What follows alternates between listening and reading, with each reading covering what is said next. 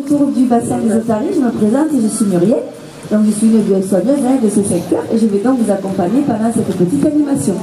En quelques secondes, maintenant, vous allez connaître nos 3 petites otaries femelles qui nous accompagnent maintenant depuis plus de 8 ans. Et vous dites bien qu'au fil de ces années, nous avons vraiment construit avec elles des liens basés sur la confiance. Alors nos méthodes d'apprentissage sont dites positives. Ça veut dire quoi? Tout simplement que c'est toujours basé sur le bon vouloir, la collaboration et le volontariat de nos animaux.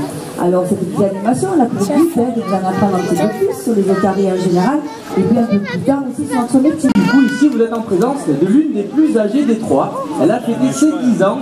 Je vous présente la jolie Nelly. Et il faut savoir que les otaries elles sont un petit peu comme nous. C'est-à-dire qu'elles ont chacune leur propre caractère. Et Nelly, ça va être notre otarie la plus timide et la plus réservée des 3. Donc parfois il faut un petit peu plus de temps, voilà, pour faire confiance. Mais à côté de ça, on a surnomme surtout la sportive du groupe, car c'est notre otarie la plus puissante. Et une petite démonstration. Allez, c'est parti.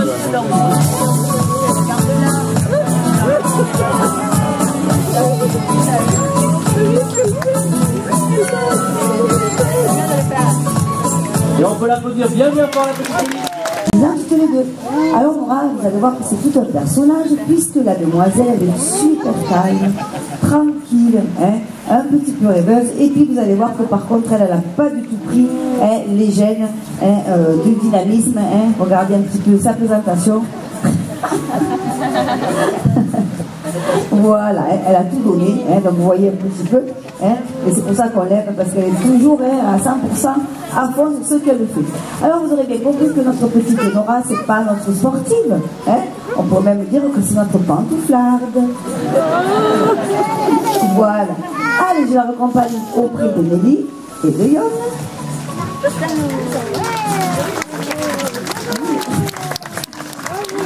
Et nous voilà prêts à accueillir notre dernière petite otarie de la matinée.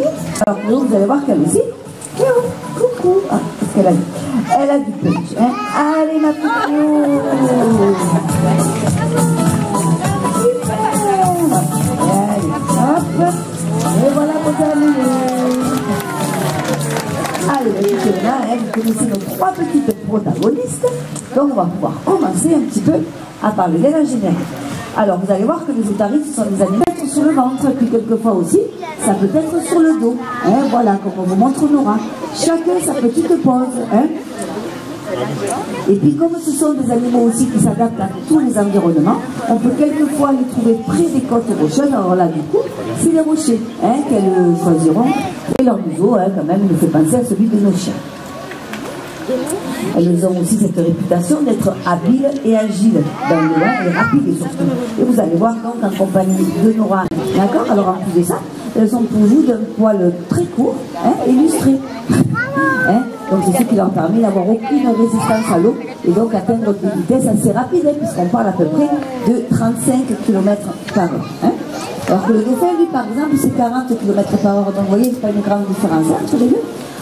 Nos petites otaries dans ces ports de pêche, c'est que en fait tout simplement, malheureusement il n'y a plus beaucoup de poissons dans les océans. Du coup les otaries, voilà, elles sont obligées de se rapprocher de ces ports pour aller se servir.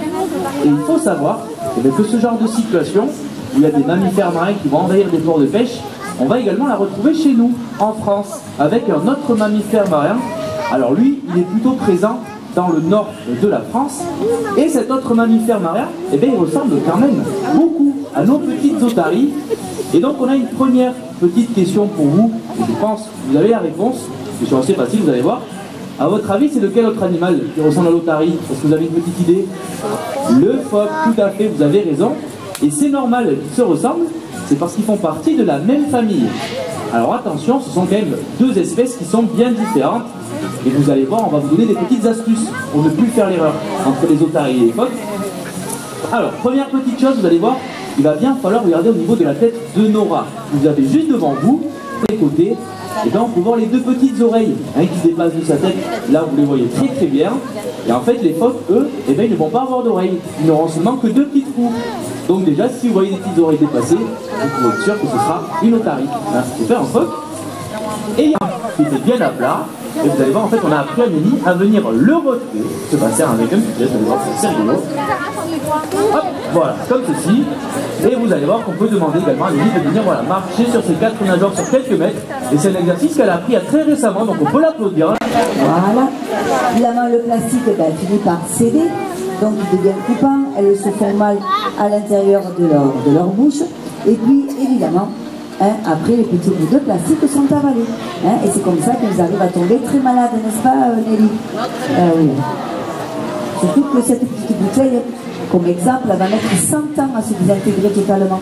Et quand elle le fait, c'est un petit particule de plastique qui est donc avalé par les poissons, et les poissons par nos mammifères. La santé de nos animaux. Et cela, vous allez voir que ça passe notamment par de l'entraînement médical. Alors l'entraînement médical, en fait, c'est le fait pour nos otaries de se laisser manipuler par nous, les soigneurs, et ça nous permet à nous de venir contrôler leur état de santé. Donc par exemple à Cléo, on peut lui demander voilà, de nous montrer ses nageoires à l'avant, ses nageoires à l'arrière, venir par exemple contrôler l'articulation des nageoires, voir s'il n'y a pas de bobo. On peut leur demander aussi tout bêtement de venir ouvrir la bouche, pour cette fois-ci contrôler la dentition. Et vous allez voir qu'on peut aller un petit peu plus loin dans l'entraînement médical avec des positions un petit peu plus spécifiques et qui vont nous permettre de réaliser des examens qui sont un petit peu plus poussés. Donc vous allez voir une petite position que Cléo connaît très très bien. Voilà, donc on va être bien allongé sur le sol. Et c'est une position qui va nous permettre de réaliser une radio au niveau des dents sur nos otaries. Voilà. Donc en fait, le but de l'entraînement médical, c'est de pouvoir demander des exercices involontaires aux animaux et également d'éviter l'anesthésie lorsque c'est possible. Voilà, comme vous dites si bien Lyon, d'où l'importance de l'apprentissage. Puisque en tant que soigneur animalier, c'est grâce à lui qu'on va pouvoir donc veiller toujours sur la bonne santé physique et mentale de nos animaux. Alors, on va vous dire plus fort, notre petite fille. Sur le terrain de vol. Donc, je me présente, je m'appelle Ophélie, je fais partie de l'équipe de soigneurs de ce secteur et c'est moi du coup qui vais vous accompagner aujourd'hui pour cette animation. Alors juste avant qu'on puisse commencer, j'aurais besoin de l'attention de tout le monde pour vous donner quelques consignes de sécurité, étant donné que tous nos oiseaux ils vont évoluer en vol libre tout autour de vous pendant toute la durée de l'animation. Ici vous êtes en présence de 2 jeunes mâles, Enzo et Mouchou, qui sont âgés de 10 et 12 ans. Donc ils sont plutôt très jeunes étant donné qu'ils vont pouvoir vivre environ une 60aine d'années, voire même 80 ans. Avec nous de mâles, et bien elles aussi seraient exactement pouvoir les voir très très bien. Ils en voient même d'ailleurs plus que nous. Aussi, ils utilisent leur bec comme d'un troisième appui. Et ce bec pour se nourrir de fruits, de légumes et de graines. Et ils vont être aussi très friands de fouilles à coque, comme par exemple les noix. Et vous serez d'accord avec de son bec, donc je vous laisse bien l'observer. D'agilité, notamment du coup au niveau des pattes.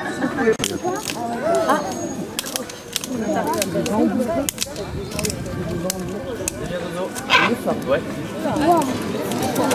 C'est bon. Voilà, donc vous pouvez voir qu'il a cassé ce morceau de bambou sans grande difficulté. Et donc c'est bien évidemment pour cette raison que je vous demande de ne pas mettre les mains et même pour pouvoir freiner. Bouge. Enzo. Très bien. Tu vas Enzo? Et bien écoutez, ils ont très bien volé aujourd'hui, ils vont pouvoir retrouver leur volière. Et donc on peut les applaudir bien évidemment.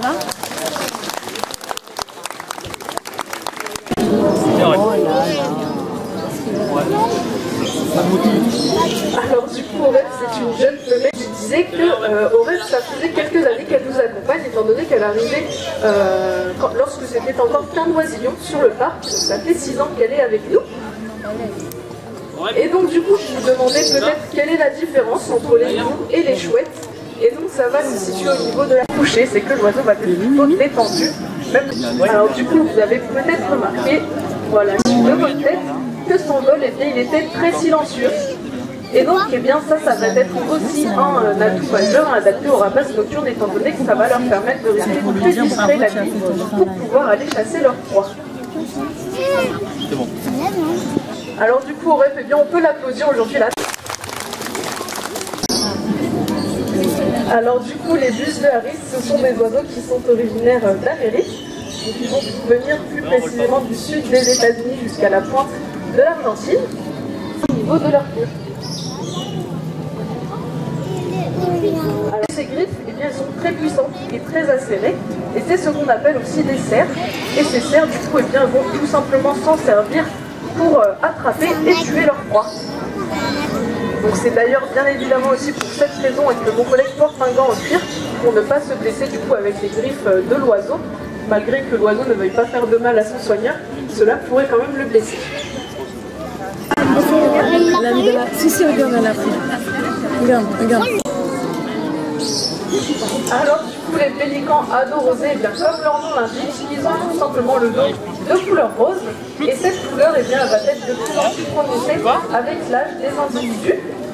Donc ici vous êtes en présence de deux jeunes femelles âgées de 4 et 7 ans. Et donc c'est plutôt très jeune étant donné qu'elles vont pouvoir vivre environ une quarantaine d'années. Alors il se peut aussi que l'une d'entre elles, si elle en a envie, donc peut-être pas ce matin,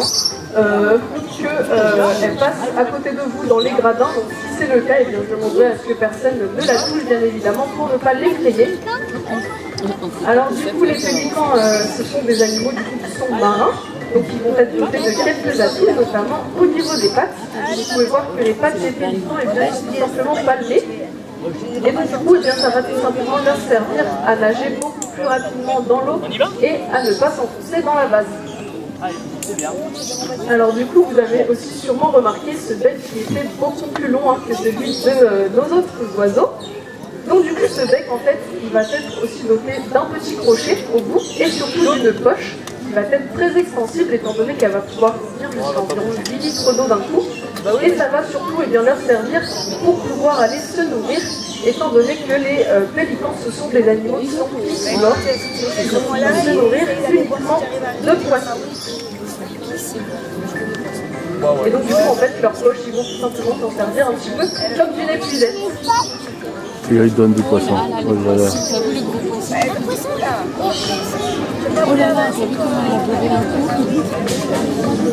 Alors du coup, vous avez peut-être remarqué aussi que ma collègue portait un petit cliqueur dans sa main, donc c'est le petit objet rouge, voilà.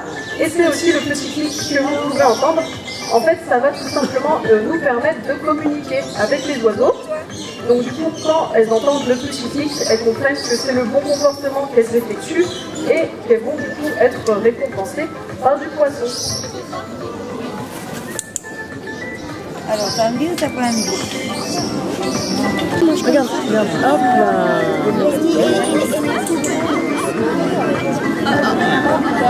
Ah, il est coincé. Ouais.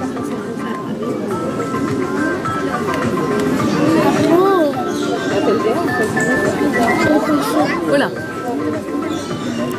Eh bien écoutez, nos pélicans, on va pouvoir les applaudir aussi, ils ont très bien marché. À la sortie de l'aire de vol pour y répondre. Et sinon, eh bien, je vous souhaite une très bonne après-midi au sein du parc. Au revoir, merci et à bientôt. Merci.